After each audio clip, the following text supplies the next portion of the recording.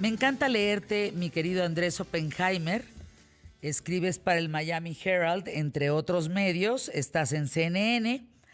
Y hace 4 horas, a través del nuevo herald.com y tu cuenta en Twitter, que es @OppenheimerA, dices, es muy temprano para saber el impacto del contagio del COVID-19 de Trump en las elecciones de Estados Unidos.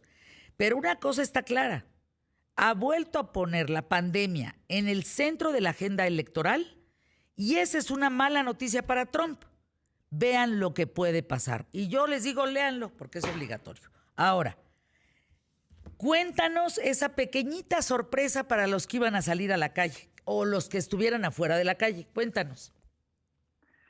Fernanda, hay tantas sorpresas en las últimas 48 horas porque hay un bombazo noticioso tras otro, ¿no? Esta mañana nos enteramos de que la secretaria de prensa de Trump, la vocera, Kellyanne McEnany, también dio positivo. O sea, más contagiados en la Casa Blanca que en países como Taiwán en la última semana. Es impresionante. Yo, Fer, como lo decía en ese artículo, esto le puede repercutir a Trump de varias formas. Hay una visión positiva, hay una visión optimista para Trump, que es que podría beneficiarse del efecto Bolsonaro. ¿Qué es el efecto Bolsonaro? Bueno, cuando el presidente de Brasil, la pandemia, se había reído de las máscaras, todo eso, cuando él cayó enfermo, cuando él se contagió de COVID, curiosamente, salió del COVID más fortalecido políticamente de lo que estaba antes de contagiarse. Subió en las encuestas. ¿Por qué? Porque muchos lo vieron como aquellos que creían en lo que Bolsonaro decía, que había que minimizar la pandemia, dijeron, bueno, al final tenía razón, porque tuvo COVID y no se murió.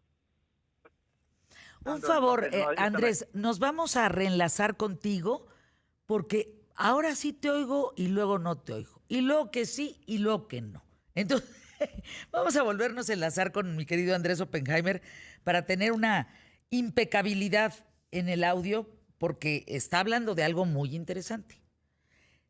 Cómo dio un giro de 180 grados las noticias en Estados Unidos cuando Trump dice, pues, ¿qué crees? Melania y yo tenemos COVID.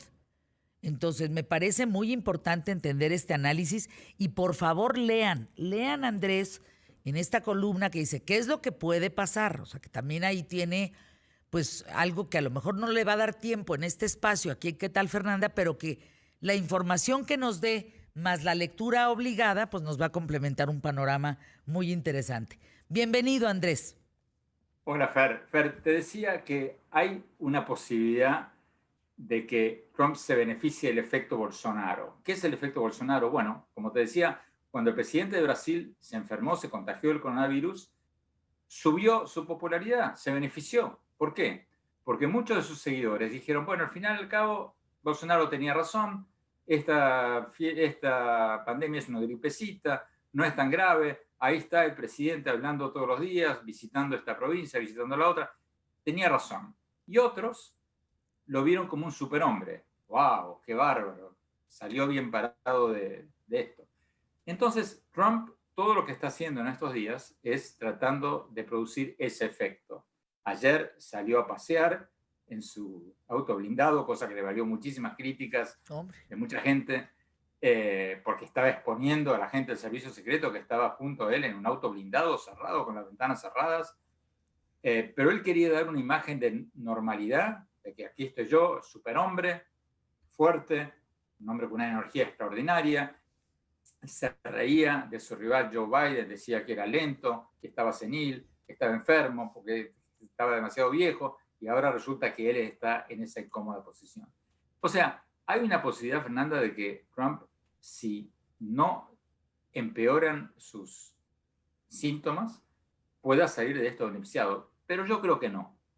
Yo creo que hoy por hoy esto lo va a perjudicar porque, Fernanda, pone el tema del coronavirus en el centro de la agenda política de esta campaña electoral.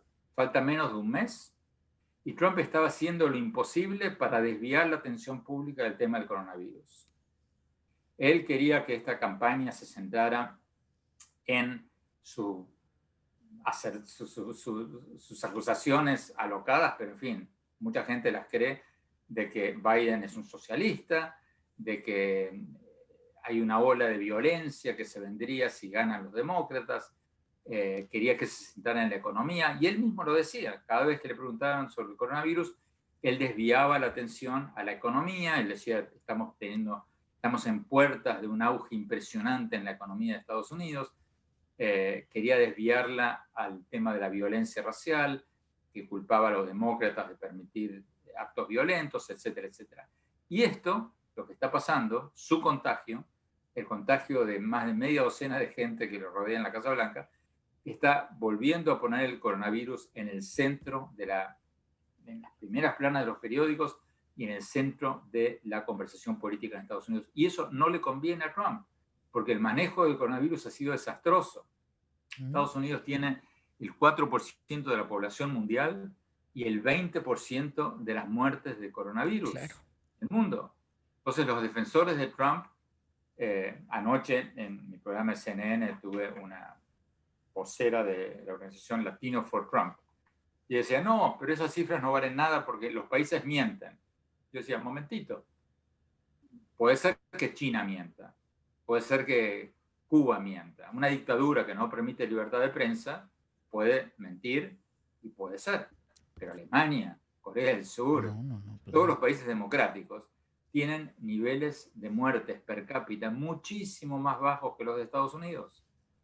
Y entonces, en nuestros países, Fernanda, tú no puedes mentir con las muertes. Puedes mentir con los casos, puedes mentir, pero si tú quieres mentir con las muertes, va a haber un médico en el hospital, va a haber una enfermera en el hospital que va a llamar a la radio, que va a llamar al periódico, y va a decir, oiga, esta como ocurrió en varios lados, y va a decir, estas cifras oficiales no tienen ningún sentido porque en mi hospital yo en septiembre del año pasado tuvimos 17 muertos y en este octubre tenemos 50. Entonces, algo está pasando. Tú no puedes esconder muertes por coronavirus en un país con una prensa más o menos libre. Entonces, el manejo de la pandemia en Estados Unidos ha sido desastroso. Trump quería desviar la atención hacia otros temas, y esto lo que va a hacer volver a poner este tema en el tapete. Ahora, falta mucho. 4 semanas son una eternidad en la elección.